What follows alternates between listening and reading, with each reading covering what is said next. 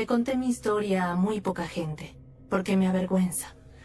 Yo sé que no debería sentirme así, pero no puedo evitarlo. Me avergüenza que haya sido mi papá el que lo hizo. No quiero que nadie lo sepa. No quiero que nadie sienta pena por mí. No es algo de lo que me gusta hablar. Cuando les conté, quedaron impactados y no podían entenderlo. Se sorprendieron. Me miraron incrédulos. Se lo merecía. Hizo lo que hizo y eso es lo que tenía que pasar. Pero a pesar de mi enfado, seguía siendo mi papá. Creo que la gente puede volverse malvada. El modo en que eliges vivir y las decisiones que tomas hacen que te vuelvas malvado. Pero nunca pensé que las cosas serían así. Esta es una foto mía junto a mi mamá, mi papá y Seth. Parecemos una familia normal. Una familia típica. Incluso al mirar la foto no pensarías que pasaba algo malo en esa familia. En el refrigerador había dibujos pintados por nosotros. Pero en verdad eran todas situaciones caóticas y de abuso. En realidad es triste ver esto porque no es de verdad.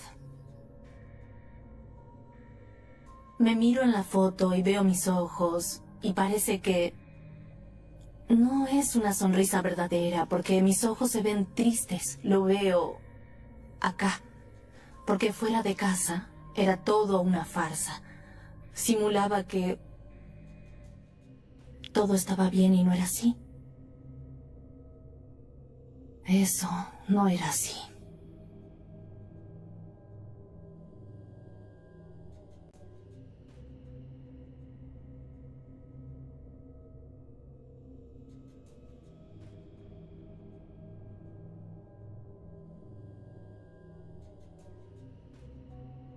A veces tenía un sentido del humor bastante desagradable. Tenía un conejo de mascota y lo sentaba al lado mío. Y el conejo se quedaba ahí y era tan suave. Era adorable. A veces hacía bromas y decía, me gustaría saber a qué sabe el conejo. Él pensaba que eso era muy gracioso.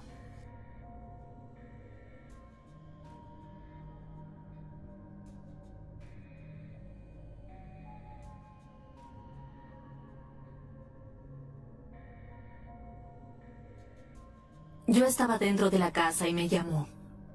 Eran conejos que había matado ese día. Tenía la cabeza de un conejo clavada en un palo en el piso. No podía creerlo, estaba sorprendida. Recuerdo que grité, papá, y él se rió de eso y creyó que era muy gracioso. No seas tan cobarde, tan sensible, solo una broma. Pero él sabía cómo era yo, no me gustaba que conejos. No fue gracioso. Tenía un sentido del humor asqueroso.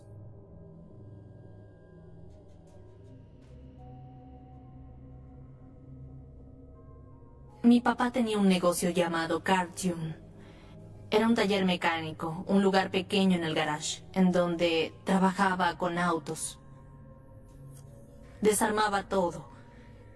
Y luego volvía a armarlo. Era su especialidad sacar los carburadores. Era muy bueno en eso. Se pasaba todo el tiempo en el garage. Y a veces cuando volvía de la escuela, me acercaba y le decía, hola papá, ya volví. Y entonces me pedía que vaya y atienda el teléfono y lleve el control de la agenda, que lo ayude a apretar el freno de los autos. Me subía al asiento del conductor y me decía, bien, cuando te diga, quiero que aprietes el freno. Y yo lo hacía muy bien, pero también me ponía nerviosa porque tenía muy mal carácter. Me gritaba y decía, ¿estás apretando el freno? ¿Lo estás apretando hasta abajo? Le gustaba arrojar cosas y eso me asustaba. No quería que se enojara conmigo. Algunas veces sentía que se comportaba con normalidad, o quizás tenía algo más de paciencia, pero era impredecible. Un momento, él era muy cariñoso y de repente... ¡Wow! ¿De dónde salió eso? Él solo perdía el control.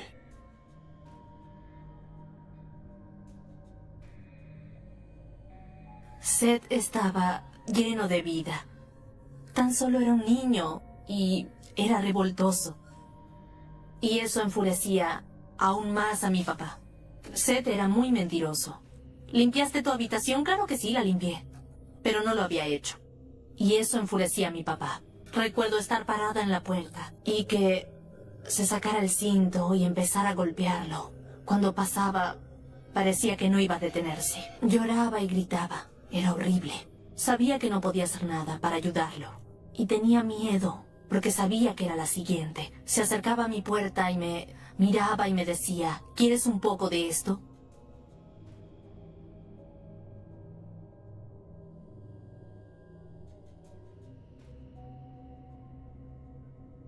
Esta es una fotografía de mis padres. Es de cuando se casaron. Mi papá estaba con unos amigos en la sala de billar y entró mi mamá y mi papá empezó a preguntar, ¿quién es esa, la del cabello colorado? Y ellos le dijeron que era Debbie. Él decía que era tan hermosa que no podía dejar de mirarla cuando entró a la sala de billar. Nunca antes una mujer le había llamado la atención así. Ella parecía tener algo especial. Parecían felices. Yo creo que se amaban mucho, pero con el tiempo, las cosas malas superaron a las buenas. Era muy difícil darse cuenta de lo que en serio pasaba. Era como una bomba a punto de explotar en cualquier momento.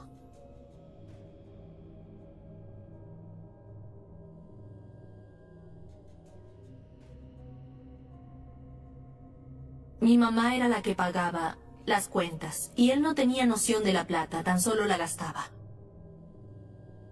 Y eso causó muchos problemas. Ella le dijo, ¿por qué no te consigues un trabajo de verdad? No le gustaba que lo cuestionaran. Tampoco que la gente le dijera lo que tenía que hacer. Él le dijo a mi mamá que se callara, que estaba actuando como una...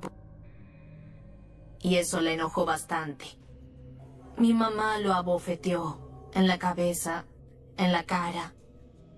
Y él se cansó, se dio media vuelta y la derribó de un golpe.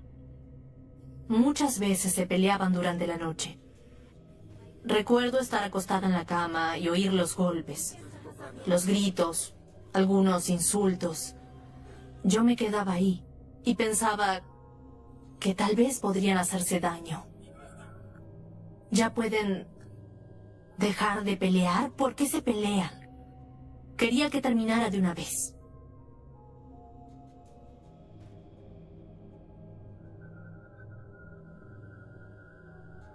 Se estaban peleando y podía oírlos. No estaba dormida, pero fingía. Él decía, muchachos, vengan, quiero que vean cómo se está comportando su mamá. Y le decía, no, no quiero ir. Y él me gritaba, ven ya mismo. Y entonces teníamos que bajar. Nos sentábamos en el sofá y nos quedábamos ahí observando. Éramos como espectadores. Eso es lo que éramos. Ella lo golpeaba y luego empezaban a golpearse el uno el otro. Me asustaba la idea de que alguno de ellos quedase lastimado.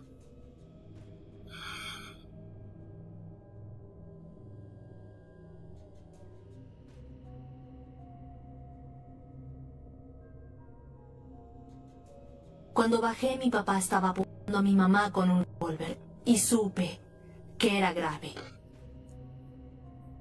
Estaba sentada en una banqueta.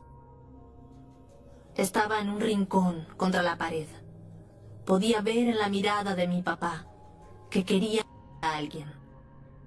Era una mirada violenta. Y supe que él estaba muy enojado.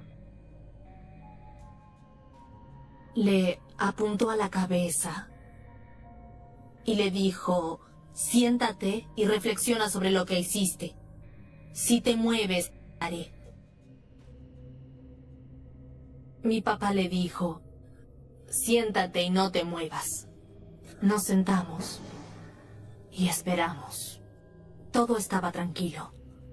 Absolutamente nadie decía nada. Se hizo eterno.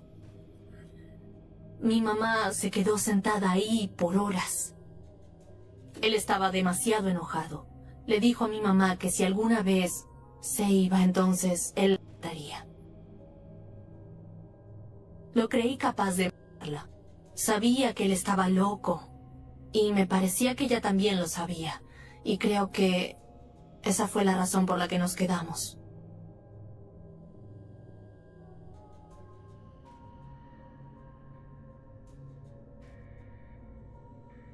Las peleas empeoraron. A la noche se ponían mucho peor. Él siempre tenía un arma. Si no la tenía encima, tenía una guardada en la habitación. Había una también debajo del sofá. No entendía por qué él estaba actuando así. Ya no era el mismo. Perdió el control tan rápido que ya no sabía cómo dar marcha atrás. Era una persona diferente. Él solo estaba destruyéndose a sí mismo.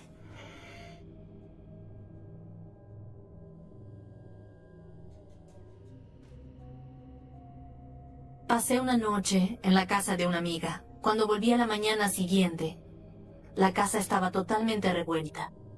Recuerdo que cuando entré a mi cuarto vi que había desordenado el armario. Había cosas por todos lados. Me mostró un cuchillo pequeño y me dijo: encontré esto en tu armario.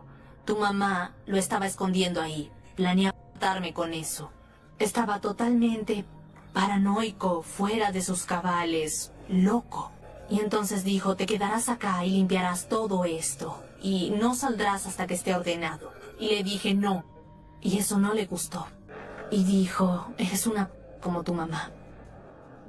Y me asusté mucho. Sentí que veía, ya sabes, veía a mi mamá en mí, sus características, y estaba tan enojado con ella que pensé en lo que podría llegar a hacerme. Y tenía mucho miedo.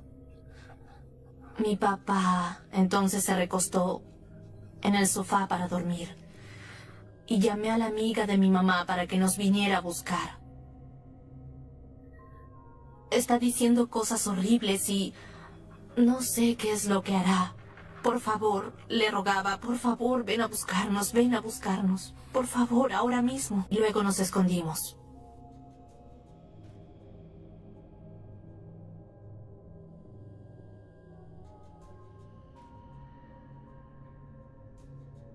Después de tantos años de peleas y discusiones, mi mamá dijo basta. Creo que mentalmente al fin había llegado a su límite. Todo lo que dijo fue: abandoné a tu papá. Nos quedamos entonces en la casa de mi tía Ginny. No teníamos nada, solo una muda de ropa. Me preguntaba cuándo volveríamos a casa y si alguna vez volveríamos. Es decir, ¿dónde viviríamos? ¿Y ahora qué pasará? Todos los días me preguntaba qué pasaría al día siguiente. Deseaba poder irnos de una vez, que todo terminara finalmente.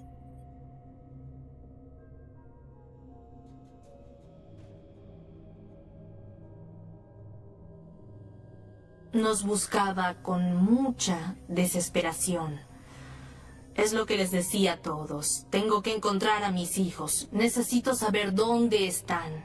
Era una obsesión para él. Tenía que encontrarnos. No tenía mucha idea de dónde estábamos, pero sé que sospechaba de algunos lugares posibles. Siempre había tensión, todo el tiempo. Si nos encuentra, ¿qué pasará? Nos sentíamos amenazados en todos lados. Estábamos asustados.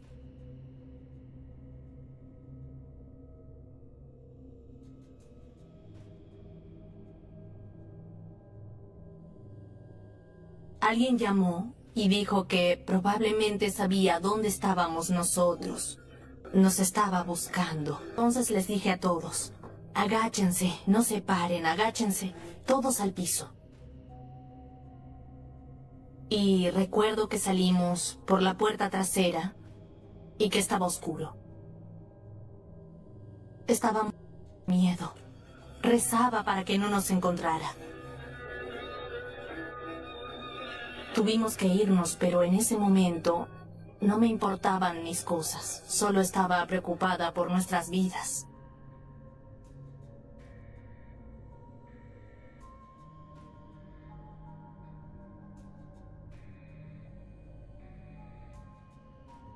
Nos quedamos en lo de mis tíos. No teníamos otro lugar a donde ir, y era su hermano. Por eso fuimos ahí. Tener que esconderme y mirar para todos lados todo el tiempo me generó una gran paranoia, como nunca antes, y ansiedad. Pensaba todo el tiempo dónde podría estar mi papá. Cualquier cosa, sonido, una bocina, si estábamos afuera, estaba todo el tiempo atenta para ver si alguien aparecía en la carretera. Y solo pensaba que si él venía, tendríamos que correr hacia la casa. Porque sabía que él intentaría matarnos.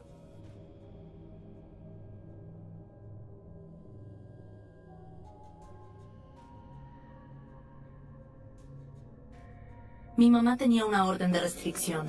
Y recuerdo que una mañana bien temprano, estábamos durmiendo y empezamos a oír muchos bocinazos. Miramos hacia afuera y su camioneta estaba en el jardín delantero. Y pensé, oh no, está acá. Estábamos durmiendo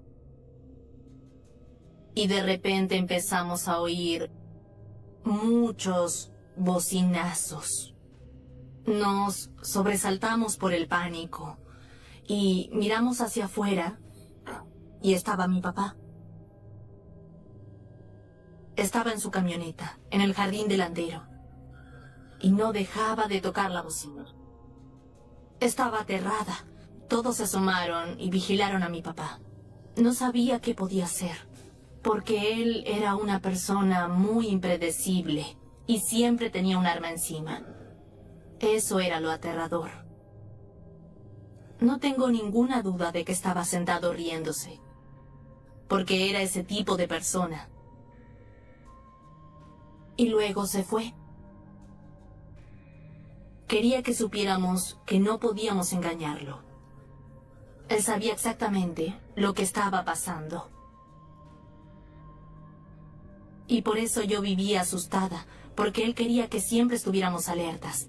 No quería que nos olvidáramos de quién era. Era una situación parecida a la de un depredador con su presa. Estoy acá y no me iré a ninguna parte.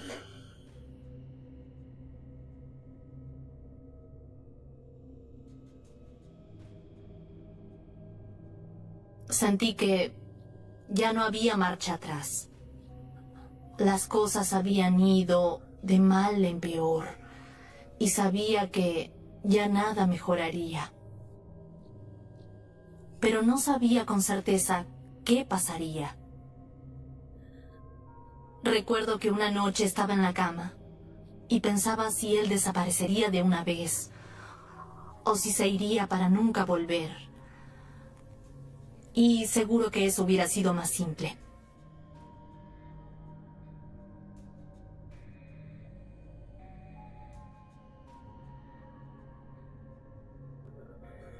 Se escuchó un sonido muy fuerte y me levanté aterrada.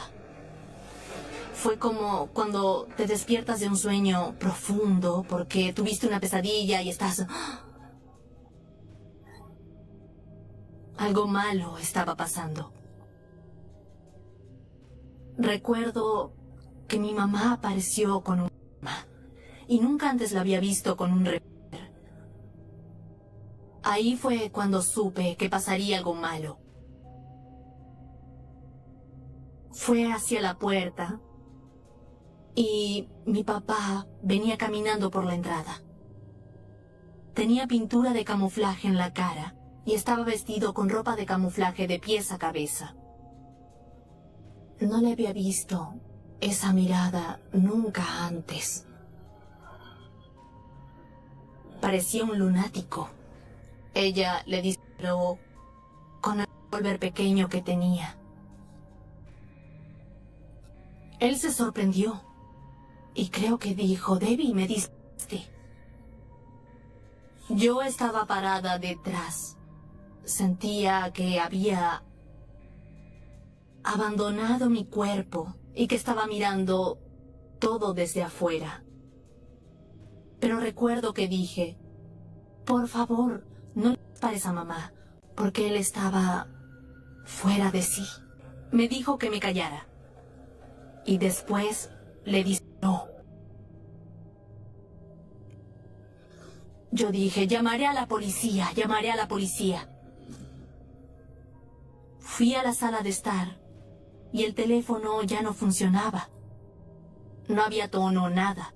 Al parecer había cortado la línea del teléfono antes de entrar a la casa.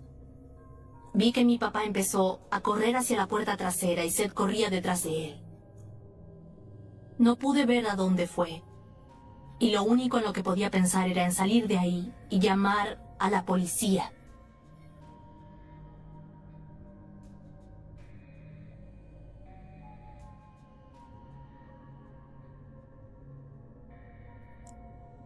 Vi que estaba tirado en el piso.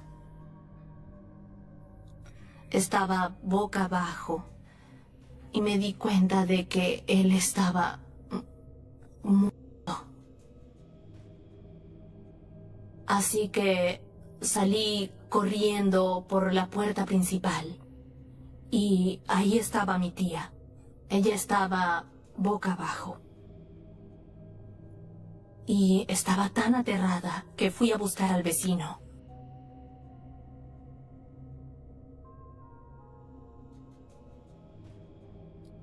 No sabía a dónde había ido.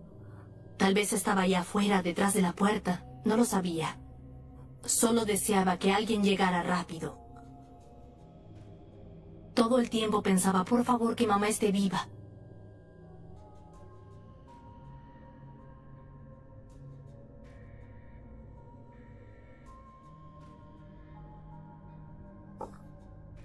Esta foto es muy linda. Mi mamá y yo. Era una buena mamá, trabajaba duro y quería darnos lo mejor. Extraño su sonrisa, era hermosa, inteligente. Extraño a mi mamá. Tener una mamá, eso es lo que más extraño. Me alegra tener estas fotos porque me ayudan a recordar a mi mamá, porque no me acuerdo mucho de ella. No puedo recordar lo que quiero recordar. Y eso es muy triste para mí. No sé si podría soportar mirarlas todos los días. Y creo que es por eso que no tengo fotos de mis padres en mi casa. Me pongo muy triste y no quiero estar así. Este es mi tío Tony y ella es mi tía Natalie. Me da mucha tristeza, eran muy jóvenes. Estaban cerca de los 30 y tenían mucha vida por delante. Solo querían ayudarnos.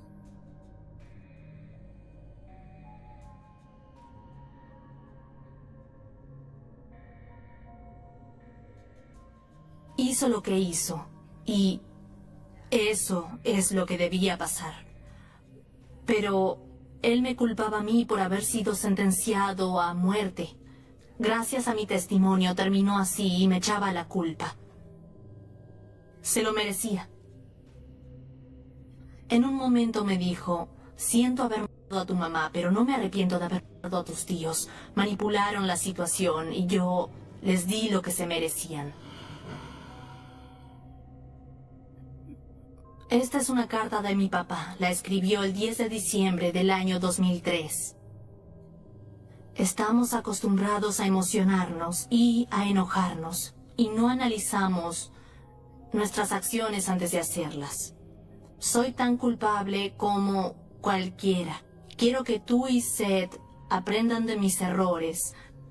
Así no tienen que atravesar las mismas dificultades que tuve que enfrentar yo. Y subrayó mis errores.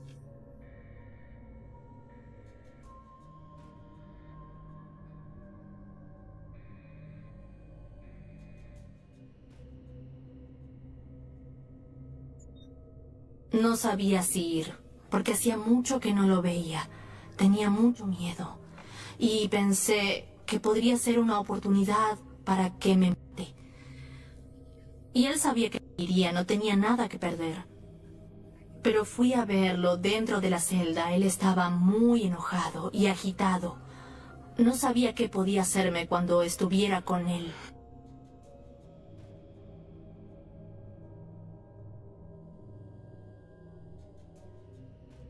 Podría haberme tomado del cuello en cualquier momento sin que nadie pudiera entrar para ayudarme. Podría morirme. Mi papá estaba condenado a muerte. Sabía que el final estaba cerca. Para ese entonces ya no tenía ninguna relación con él y hacía años que no lo veía. Pensé, debo ir, no quiero arrepentirme. Una vez que se vaya, se irá. No puedo estar pensando si debería haberle dicho algo o no. Ojalá le hubiera preguntado esto o lo otro. Pero quería sentirme en paz. Sentí que quería oír algo de él. Quería saber si había cambiado de opinión, si estaba arrepentido. Y decidí que tenía que ir. Estaba contenta de haber ido porque lo que vi era diferente a lo que me esperaba. Él ya no era la misma persona que yo recordaba que era. Su conducta y actitud eran diferentes. Todavía seguía siendo arrogante, pero parecía más calmado. Estaba sorprendida. Él me dijo, mira, en serio, lamento lo que hice. Tal vez por fin había cambiado. Me pareció que él tenía mucho remordimiento y que se sentía mal. Me dijo que había estado sufriendo todos esos años. Dijo que mi mamá se le aparecía en los sueños por la noche y eso fue suficiente. Era todo lo que yo quería oír. No me quedé a ver la ejecución, me fui. No había modo de que pudiera soportar eso. Fue difícil despedirme. Me dijo que me amaba y que estaba orgulloso de mí. Y me puse muy triste en verdad. Sentí que estaba perdiendo a mi papá otra vez. Porque a pesar de mi enojo, seguía siendo mi papá. Estoy segura de que hay muchos que se preguntan y que se preguntaban cómo ella pudo perdonarlo. No me molesta porque sé lo que sé y siento lo que siento. Estoy en paz con eso y pude cerrar la historia. Cuando salí de la prisión no miré hacia atrás. Seguí caminando. Yo ya no pienso en él, no lo hago para nada. No me pregunto si estará en el cielo o si está en el infierno.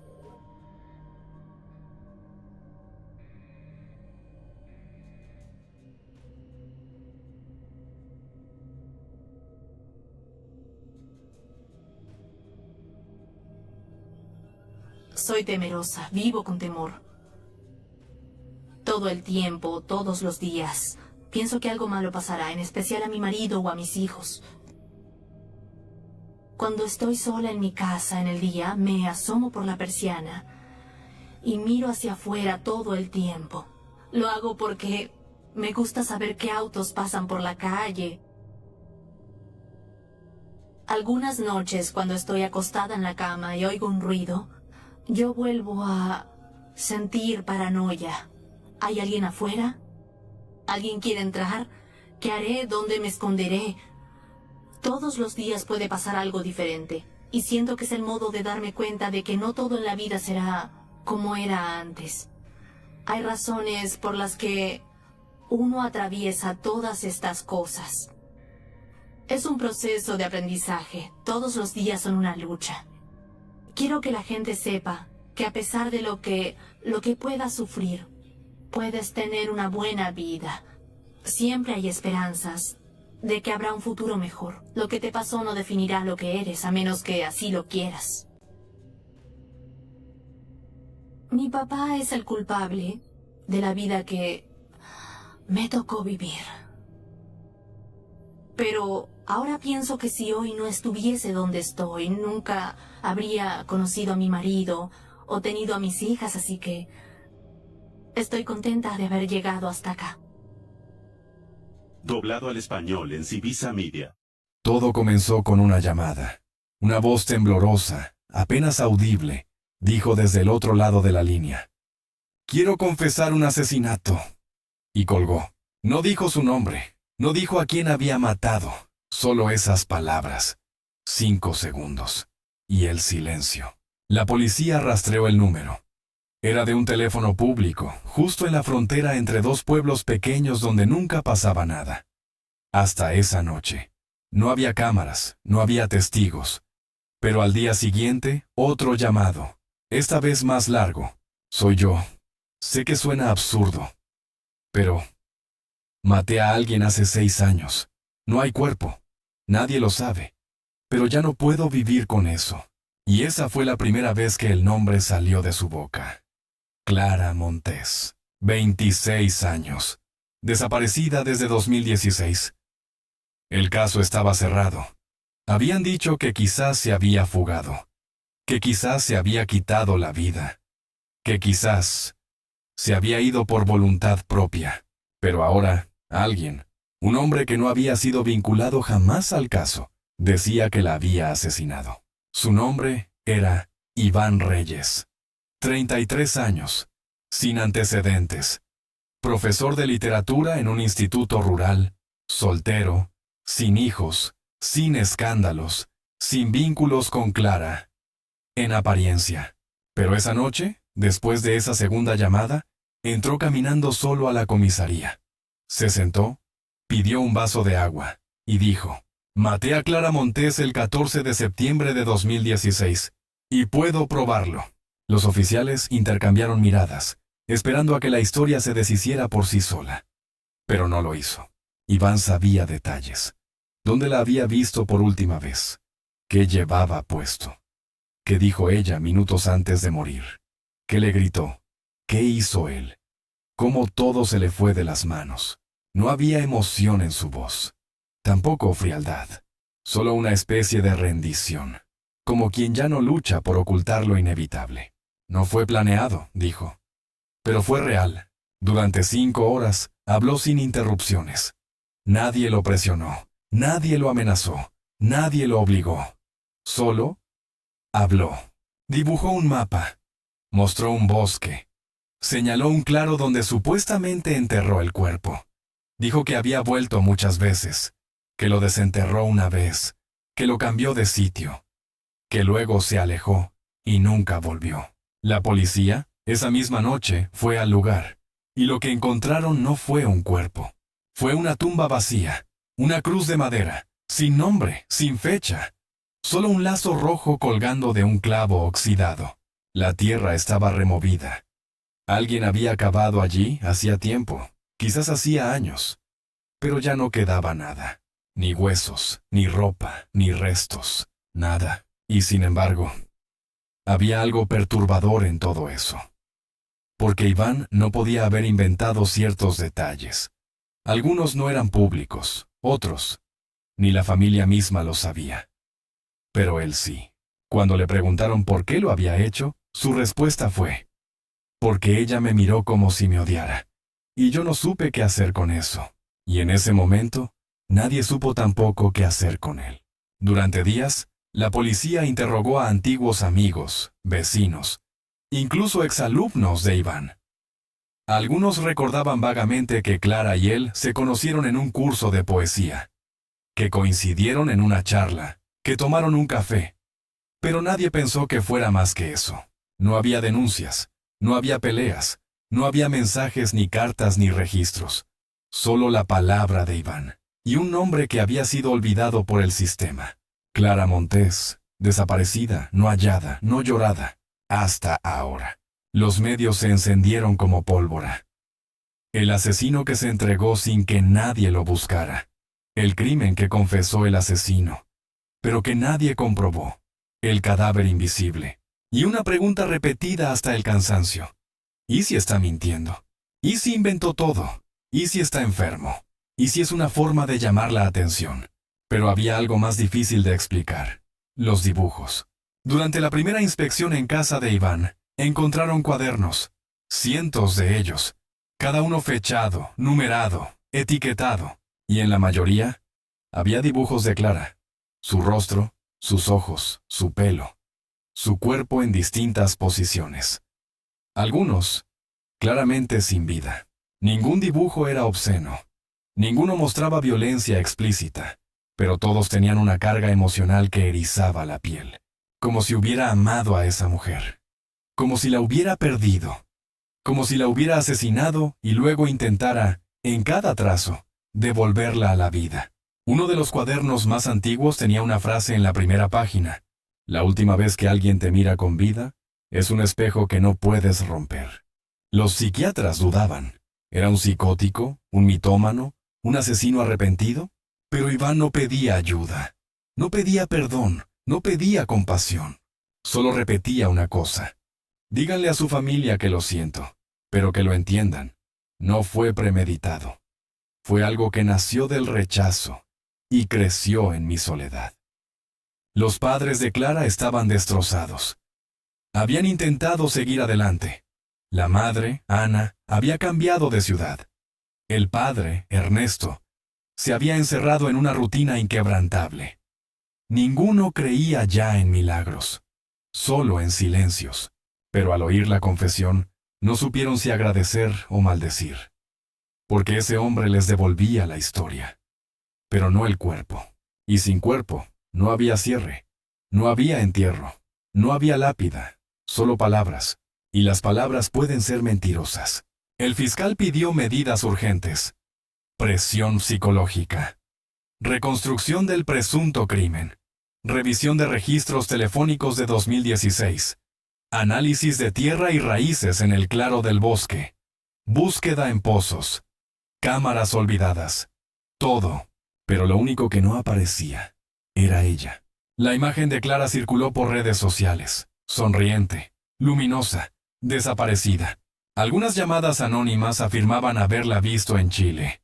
Otras, en Canadá. Una incluso decía haberla visto en un culto religioso. Pero ninguna pista se confirmó. Y mientras tanto, Iván permanecía en prisión preventiva. No se defendía, no dormía, no hablaba, dibujaba. Cada día, cada noche. Un oficial de custodia dijo haberlo visto romper uno de sus propios dibujos en plena madrugada, llorando en silencio. Otro juró que lo escuchó susurrar mientras dibujaba. Ella sabía. Siempre supo. Por eso me dejó hacerlo. Esa frase quedó marcada en el expediente. No se sabía qué significaba, pero sonaba a sentencia. Las redes, los noticieros, los foros digitales. Todos tenían una teoría. Algunos decían que era inocente, que era víctima de una alucinación. Otros que era un manipulador brillante, un artista frustrado, un narcisista. Pero lo cierto era uno solo. Iván Reyes había confesado un crimen sin pruebas, sin cuerpo, sin móvil, y sin posibilidad de volver atrás. Hasta que algo cambió. Faltaban 2 semanas para el inicio del juicio. La fiscalía dudaba si presentarse con un caso débil. La defensa no sabía si retirarse. Pero en medio de la noche, en un pueblo cercano, alguien tocó la puerta de una comisaría rural. Era una mujer, demacrada, en silencio. Tenía el cabello sucio, los pies descalzos, y una sola frase escrita en la palma de la mano. Soy Clara Montes. El oficial no entendió al principio. Pensó que era una broma, una mujer sin hogar, alguien desorientada. Pero cuando revisaron su rostro, cuando compararon con las fotos viejas, cuando le tomaron las huellas, no hubo duda. Era ella, Clara Monte, viva, y ahí comenzó la verdadera historia. Porque Clara no solo estaba viva, quería declarar, quería mirar a los ojos a Iván Reyes y decir lo que nunca se había dicho. Pero eso le pertenece a la próxima parte. Porque cuando alguien confiesa un asesinato y la víctima aparece en el juicio, nada, absolutamente nada, es lo que parece. Era ella, no una impostora, no una aparición, no un producto del delirio colectivo o de la culpa mal digerida de un hombre que dibujaba cadáveres en la celda. Era Clara Montes. Y estaba viva. La noticia no tardó en estallar. Las autoridades primero intentaron mantenerlo en secreto, como si se tratara de una mentira demasiado absurda para decirla en voz alta. Pero en un país donde el morbo corre más rápido que la verdad, nada permanece oculto demasiado tiempo.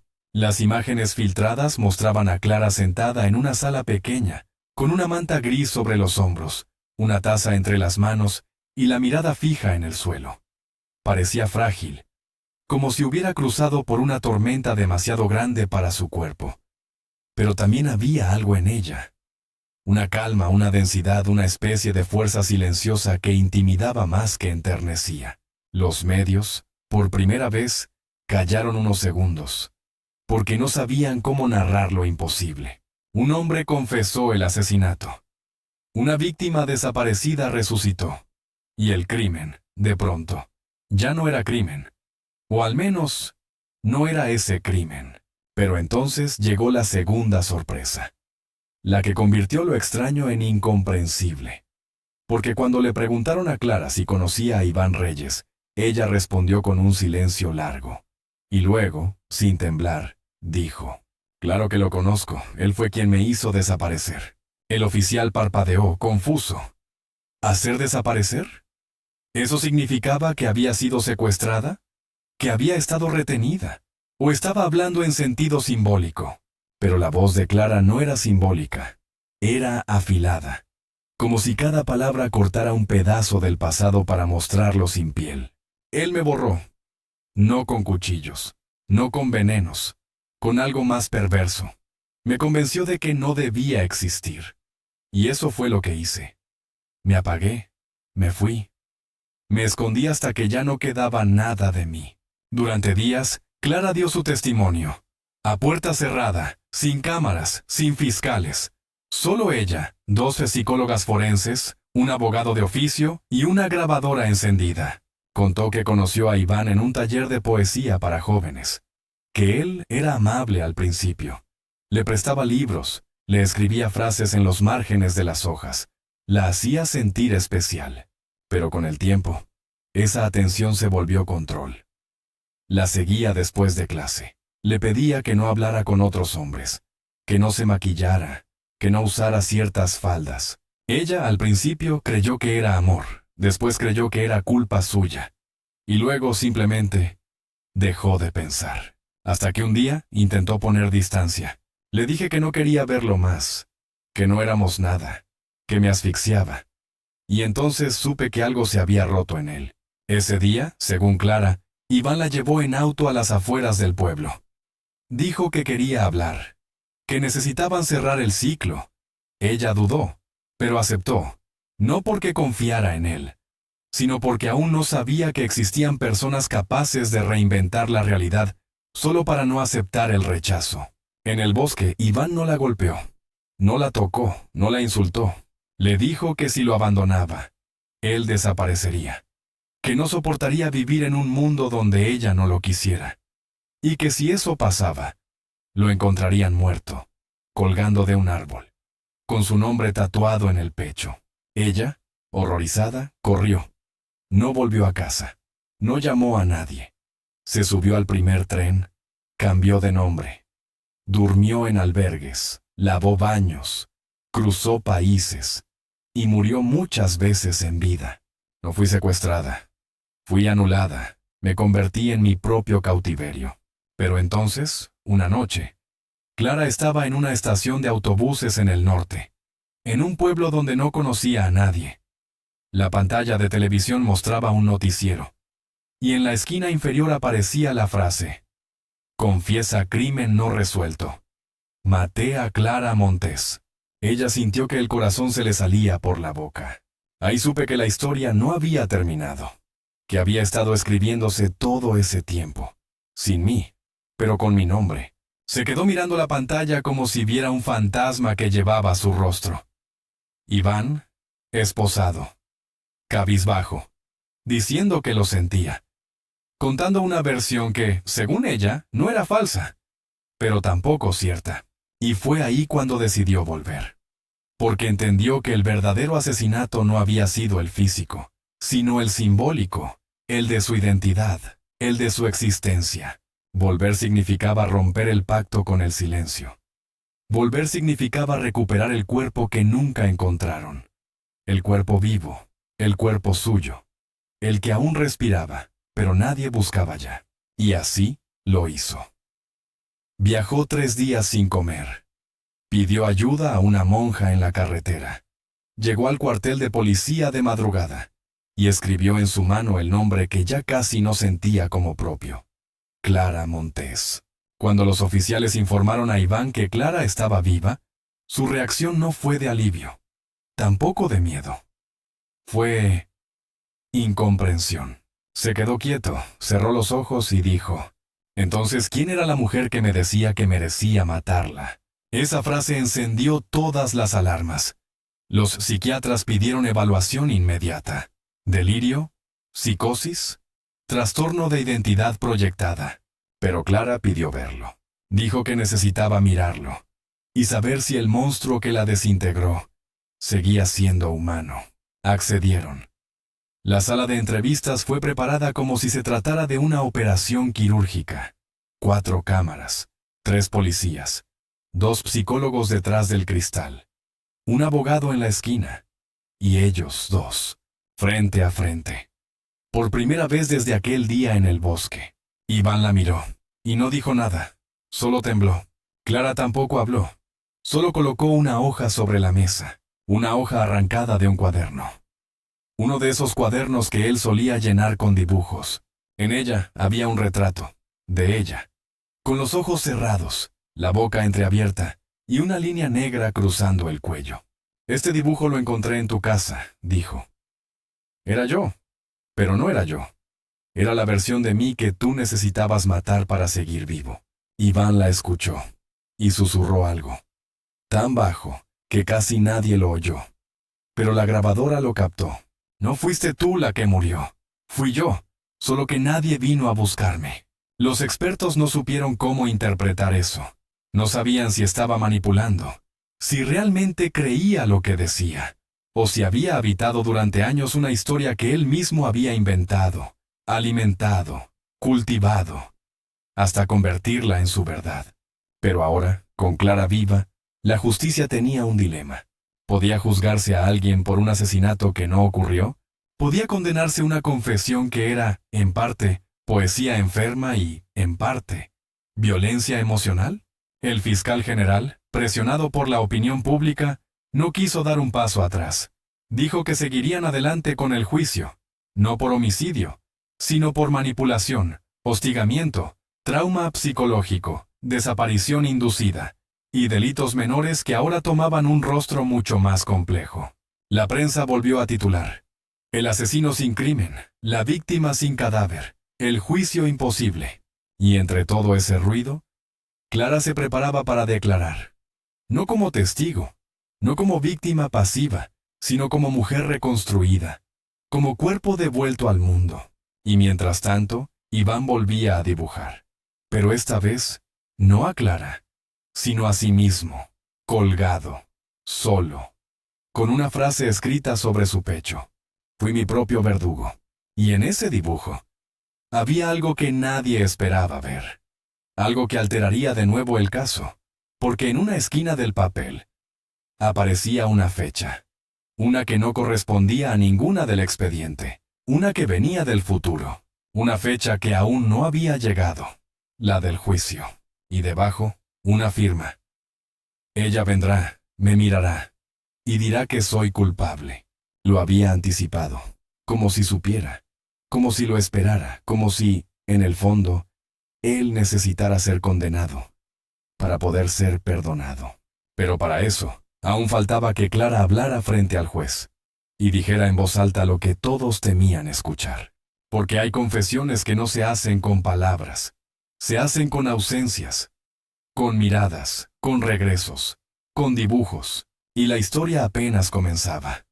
La mañana del juicio no comenzó con un estruendo. No hubo multitudes gritando fuera del tribunal. No hubo aplausos, ni protestas. Solo una bruma densa que cubría la ciudad como un velo, como si incluso el clima se negara a mirar de frente lo que estaba a punto de suceder. Los pasillos del juzgado estaban extrañamente silenciosos. Los funcionarios murmuraban entre sí, como si hablar en voz alta rompiera algo sagrado. Y en medio de todo ese nervio contenido, una sala fue designada para albergar lo impensable. Un juicio sin crimen claro, sin cuerpo, con una víctima viva y un acusado que había deseado ser culpable.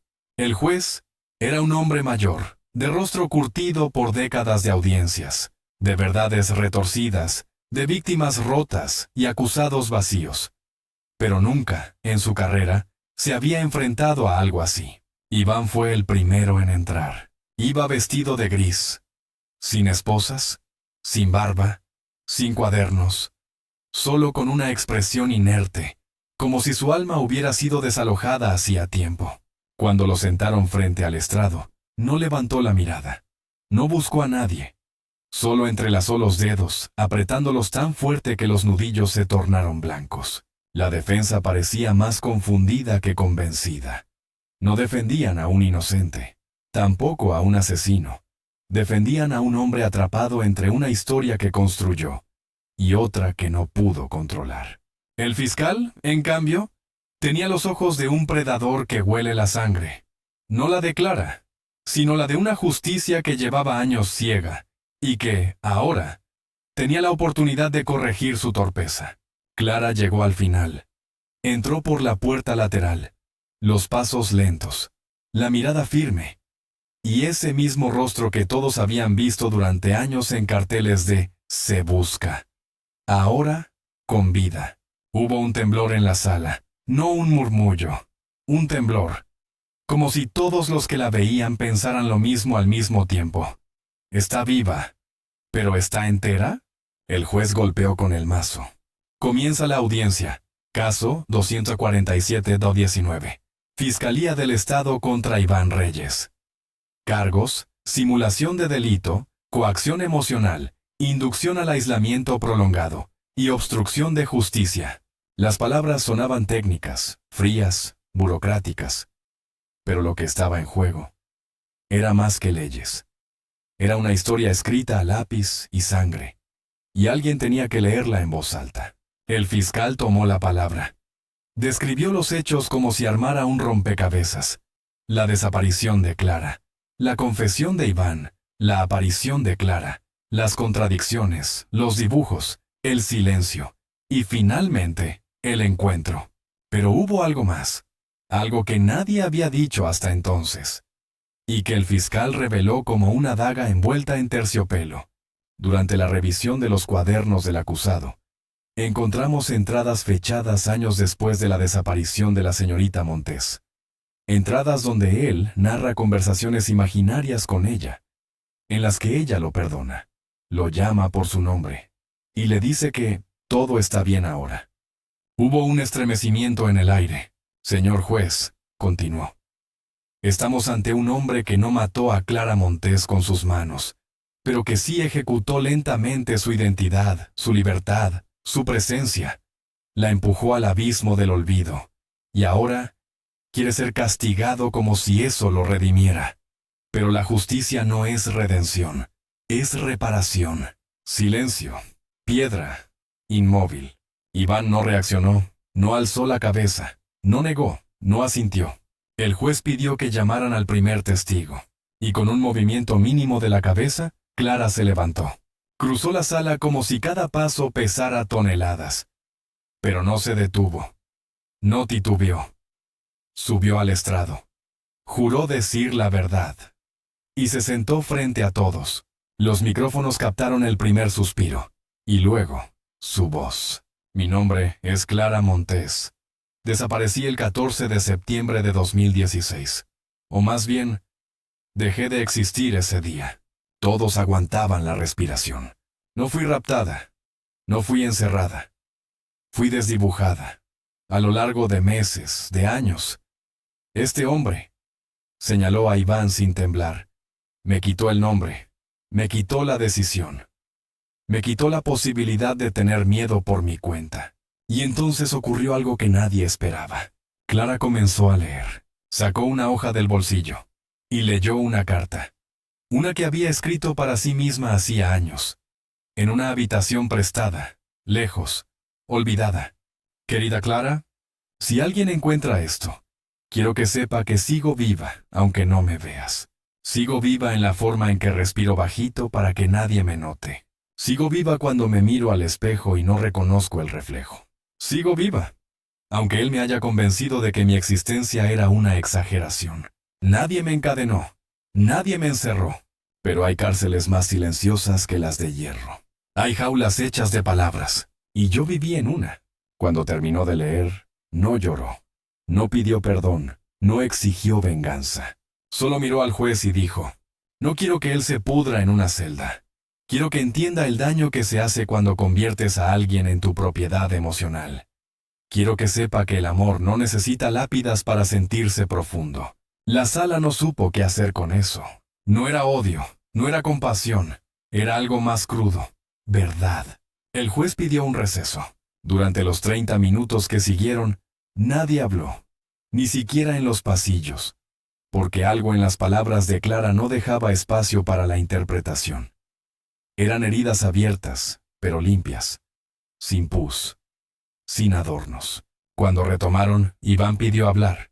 La defensa se lo prohibió. El juez lo permitió. Se levantó, se acercó al micrófono y dijo, yo no mentí, pero tampoco dije toda la verdad.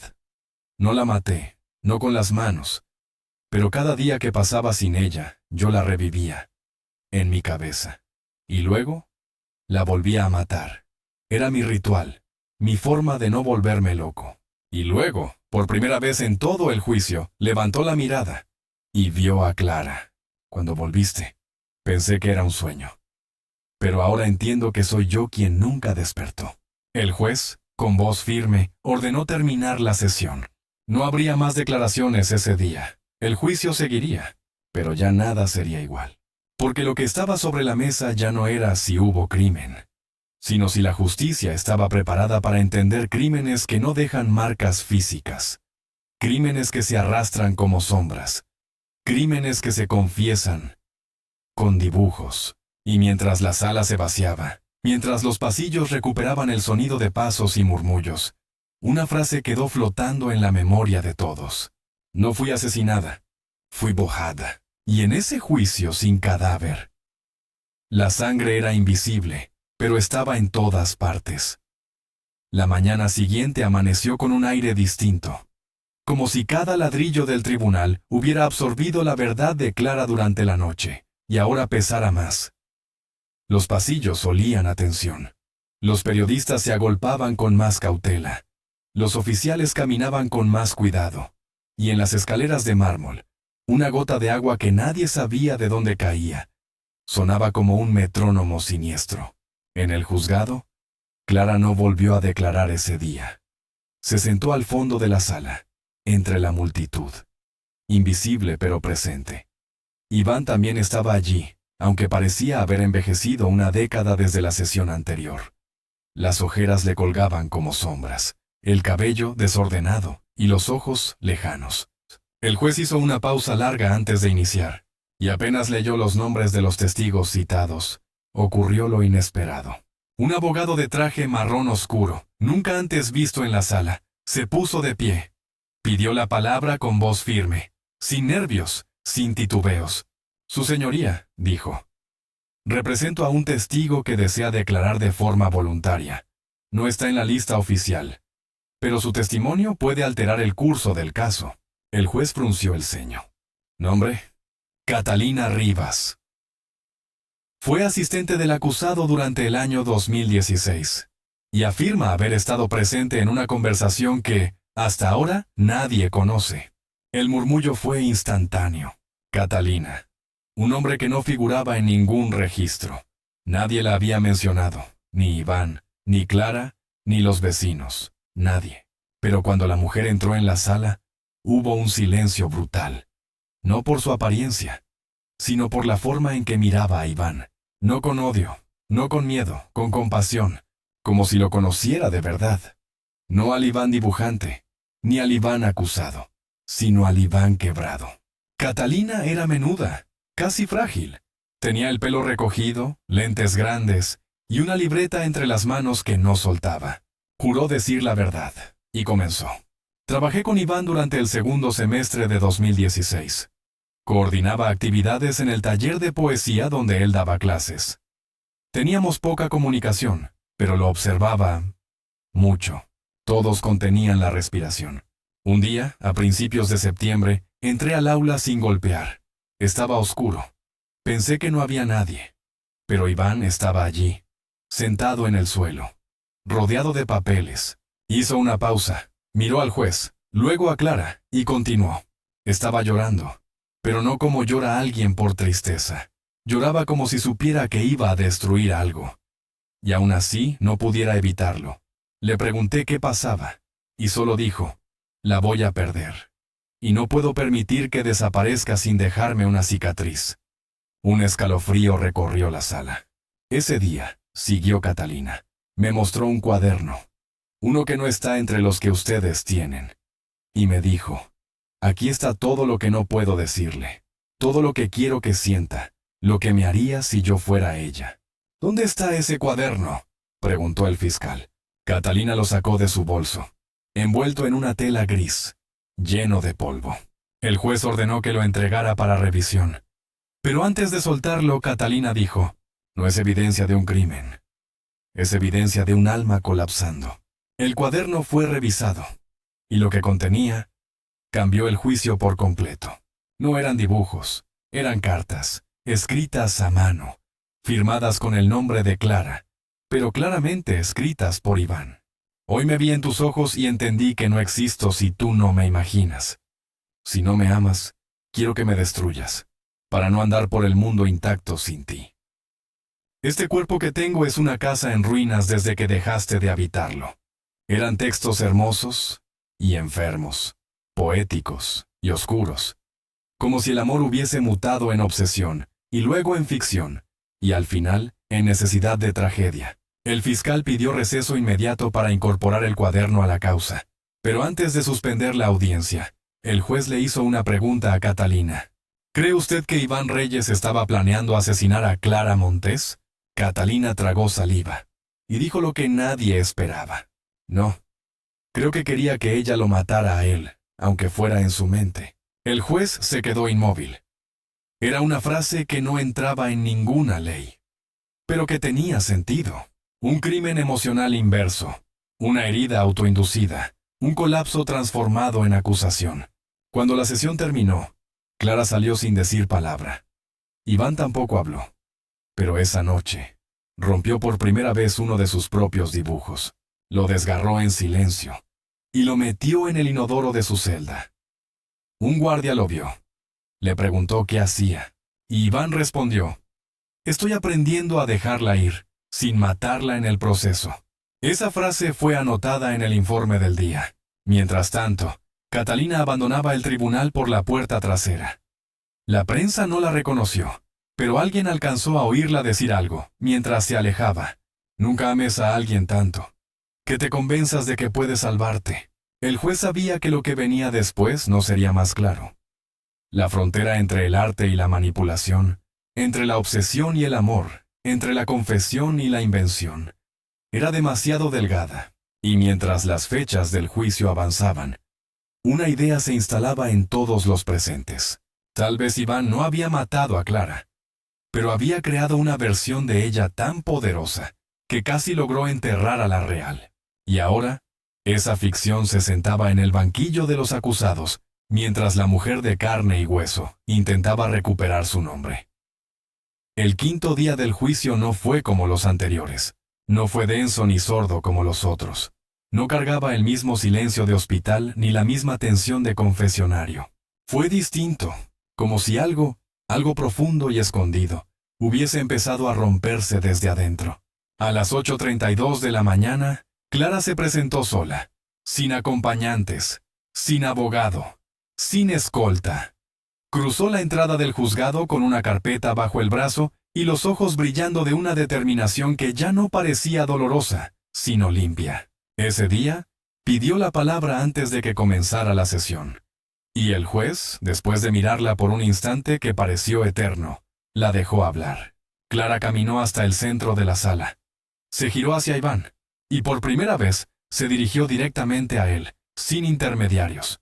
Sé que tú escribiste todas esas cartas fingiendo que eran mías. Sé que me dibujaste muerta para poder amarme sin que yo te contradijera. Pero hoy, voy a devolverte lo que nunca esperaste. Mi voz. Abrió la carpeta.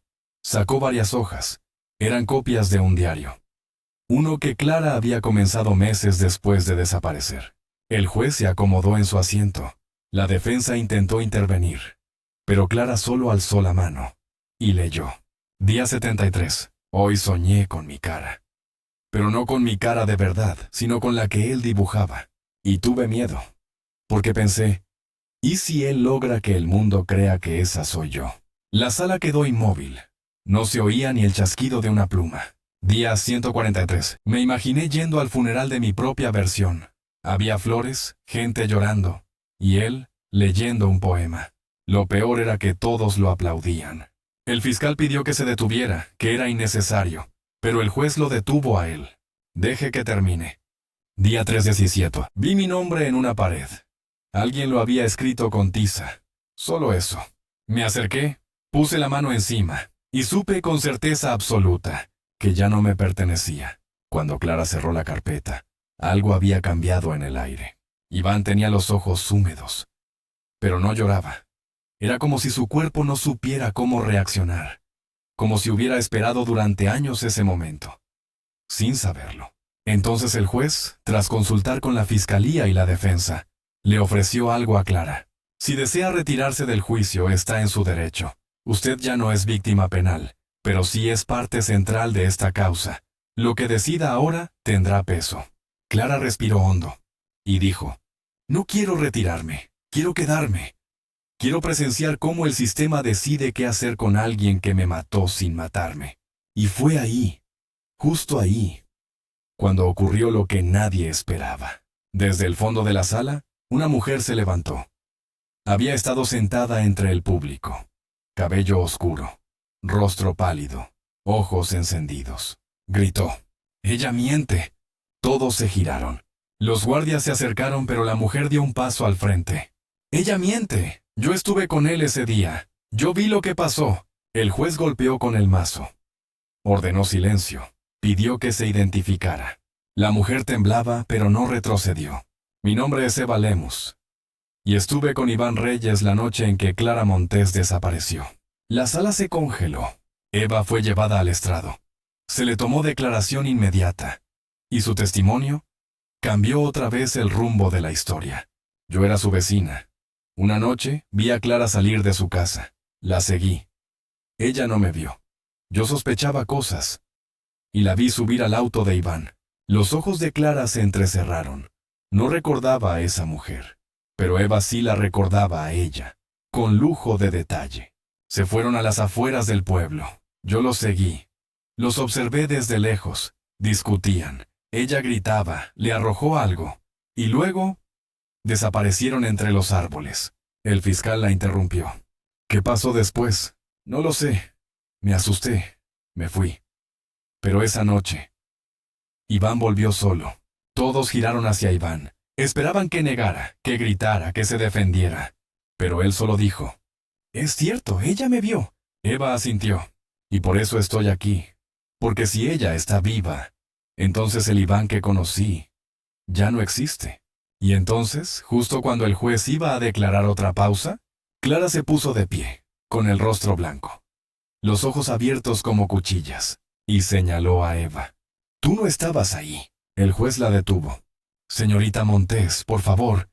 Ella no estuvo. Está mintiendo. Eva dio un paso atrás. No estoy mintiendo. Tú nunca me viste. Nunca estuviste en el bosque. No sabes nada. Iván se levantó también, y lo dijo. Basta. Sí estuvo. Pero no fue solo ella. Había otra persona más. El juez exigió que se aclarara. Iván tragó saliva, y reveló lo que había ocultado todo este tiempo. No estuve solo con Clara. No fue una noche. Fueron muchas. Y no fui el único. Clara lo miró, helada. ¿Qué estás diciendo? Y él respondió con una frase que atravesó el juicio como un rayo. No fui yo quien te hizo desaparecer. Fue ella. Y señaló a Eva. Clara retrocedió. La sala enloqueció. El fiscal pidió detener la sesión, pero lo que ya había sido dicho no podía desdecirse. Esa tarde, el tribunal fue desalojado. El juicio quedó en pausa indefinida. Y el mundo, una vez más, se quedó sin saber. ¿Quién fue la víctima? ¿Quién fue el verdugo? ¿Y qué secretos se esconden en una confesión, cuando la historia tiene más de un autor?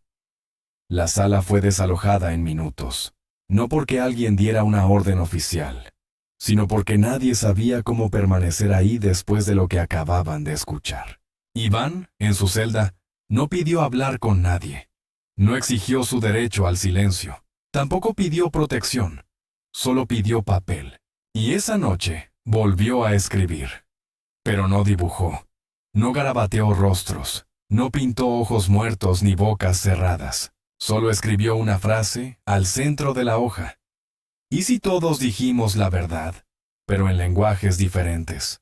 El juez, al día siguiente, pidió una sesión especial. Puerta cerrada. Solo los involucrados, sin prensa, sin público. La sala 4 del tribunal fue sellada. A las 9:00 am, solo estaban allí el juez, Iván, Clara, Eva, los abogados y un taquígrafo. Nada más. El juez pidió que las dos mujeres, Clara y Eva, dieran sus versiones completas, sin interrupciones, y luego que Iván respondiera, sin derecho a esconderse. Clara fue la primera. Yo no sabía quién era Eva, dijo. No recuerdo su cara. No recuerdo haberla visto nunca. Pero si ella estuvo ahí, nunca lo supe. Habló con la voz quebrada, pero con los ojos intactos. Esa noche, lo que ocurrió entre Iván y yo no fue físico. Fue mental. Fue como si hubiera entrado en un cuarto, y él hubiera cerrado la puerta desde dentro.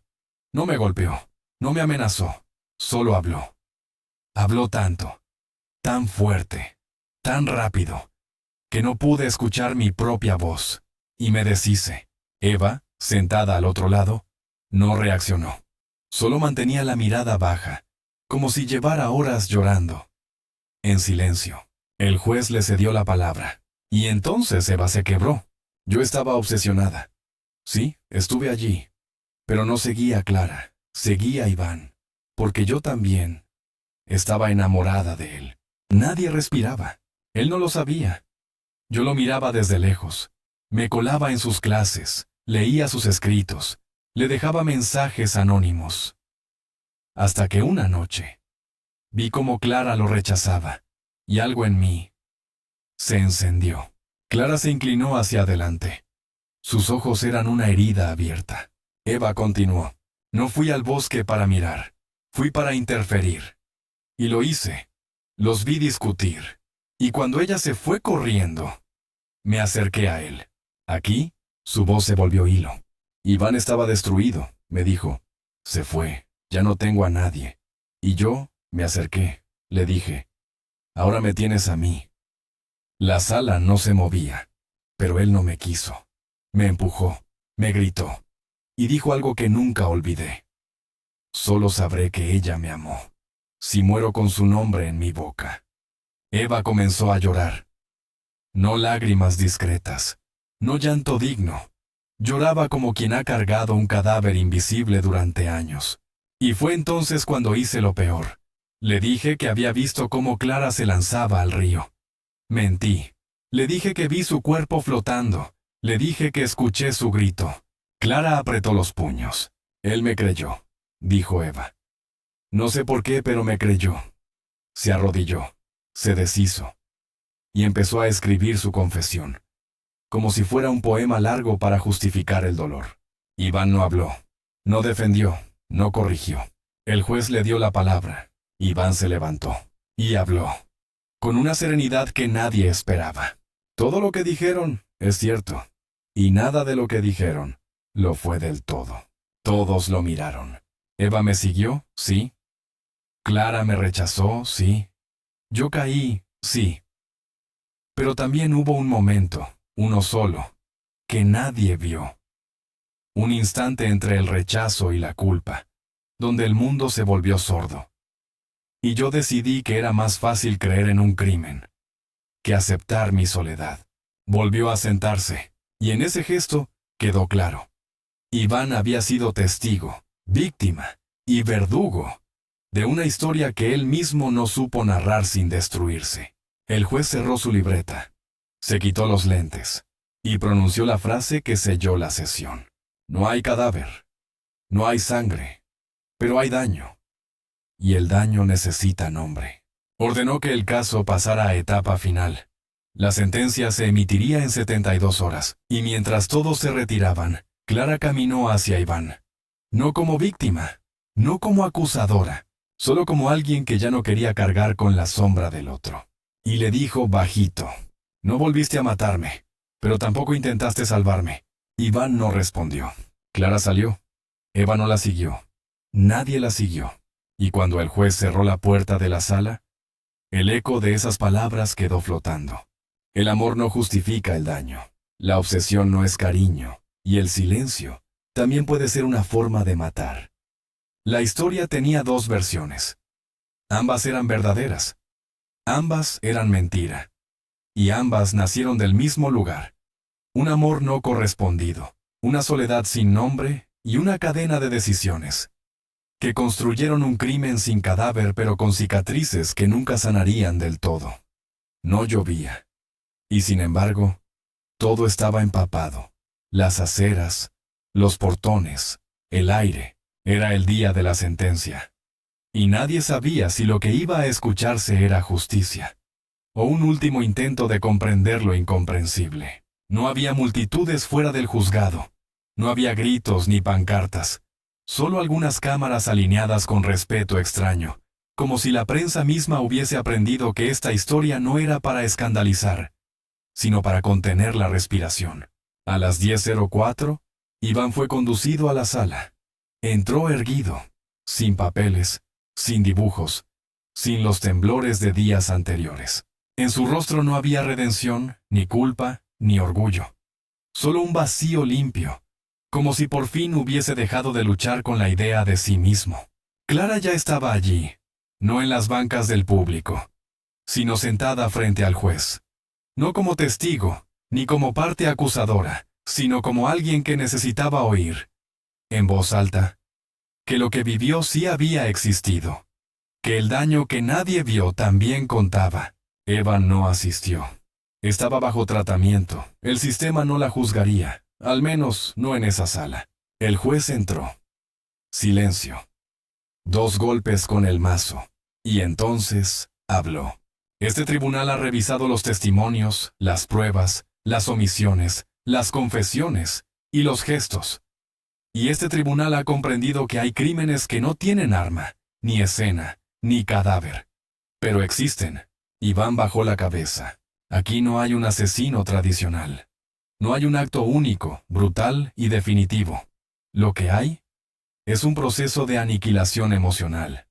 Una construcción simbólica de una muerte que no ocurrió físicamente, pero que dejó a una mujer fuera del mundo durante 6 años. El juez respiró hondo. Por ello, se sentencia a Iván Reyes a 6 años de prisión condicional, con acompañamiento psiquiátrico obligatorio y restricción absoluta de contacto con Clara Montes. Hubo un murmullo breve, casi respetuoso. 6 años. Uno por cada año en que Clara estuvo desaparecida. Pero no tras las rejas, sino en una forma de encierro más compleja. El tratamiento, la vigilancia, la soledad vigilada. Iván no protestó. No pidió apelación. Solo asintió. Como si esa sentencia ya la hubiese leído antes. Como si la hubiera escrito él mismo. El juez cerró el caso. Pero la historia no terminó allí. Días después, Clara dio una entrevista. No a un canal de noticias. No a una revista de morbo. Sino a un programa pequeño, independiente, dirigido por mujeres que habían sobrevivido a distintas formas de violencia invisible. Y allí, dijo algo que quedó marcado en la memoria colectiva. Yo no quiero que la gente me vea como una víctima que volvió. No volví. Nunca estuve del todo, y quizás nunca lo esté. Pero sí quiero decir algo. El hecho de que estés viva no significa que no te hayan intentado matar. La entrevista se viralizó, no por el morbo, sino por la lucidez. La historia de Clara se convirtió en algo más que un caso, una advertencia, una metáfora, un espejo incómodo. Iván, por su parte, aceptó el tratamiento. Pocas semanas después de la sentencia, se internó voluntariamente. No hablaba con nadie, solo escribía. Un enfermero contó que lo vio, una noche, sentado en el jardín del centro psiquiátrico, escribiendo en una hoja que luego dejó volar con el viento. Y alcanzó a leer una línea. He pasado años intentando convencer al mundo de que ella estaba muerta, solo para no aceptar que yo nunca supe vivir. Esa fue la última vez que alguien lo vio escribir. 6 meses después, abandonó el arte, al menos públicamente. Clara publicó un libro. Se titulaba Los días sin nombre. No era una biografía, ni un testimonio. Era un conjunto de textos breves, escritos en presente continuo, sobre cómo se vive siendo invisible. Cómo el mundo sigue, incluso cuando tú dejas de estar. En la primera página, una dedicatoria. A quien intentó convertirme en idea. Yo no soy tu metáfora, soy el cuerpo que regresó. El libro fue traducido a 8 idiomas. En algunos círculos feministas, Clara fue celebrada. En otros, cuestionada. Pero ella nunca buscó un aplauso, solo un registro.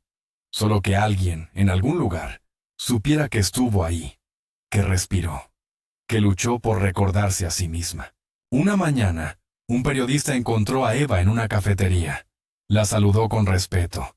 Le preguntó si podía decir algo, fuera de cámaras. Eva lo miró y dijo, no sé si lo que hice fue por amor o por ausencia, pero aprendí algo. Cuando usas el dolor de otra persona para llenar el tuyo, el daño se multiplica y nadie gana. Y se fue. Y entonces, el caso quedó archivado. No como una sentencia, sino como una grieta, una historia real con las piezas deformes, una verdad compartida en 3 idiomas distintos. Y al final, la pregunta que quedó flotando, y que ningún juez, ningún fiscal, ninguna ley pudo responder del todo, fue esta. ¿Puede alguien ser culpable de una muerte que nunca ocurrió? ¿Puede alguien destruir a otro sin tocarlo? ¿Y puede una víctima reconstruirse sin buscar venganza, sino simplemente volver a existir? Tal vez no haya respuestas. Tal vez solo haya ecos. Como el de la última frase que Iván dijo, meses después. Al salir de su tratamiento, al mirar el cielo nublado, sin nadie cerca que lo escuchara realmente. Pero el viento, sí. Y esto fue lo que dijo. Me imaginé que ella estaba muerta, porque eso me permitía seguir hablando con ella. Lo que nunca entendí es que hablar con un cadáver no es conversación, es encierro. Y caminó, sin dirección, sin cámara, sin cuaderno. Solo un hombre, cargando el peso de una historia que quiso escribir con tinta, y terminó marcando con cicatrices. Porque a veces, las palabras más peligrosas no son las que matan, sino las que borran, desdibujan, convencen, silencian, y logran que alguien desaparezca, sin siquiera cerrar la puerta por fuera.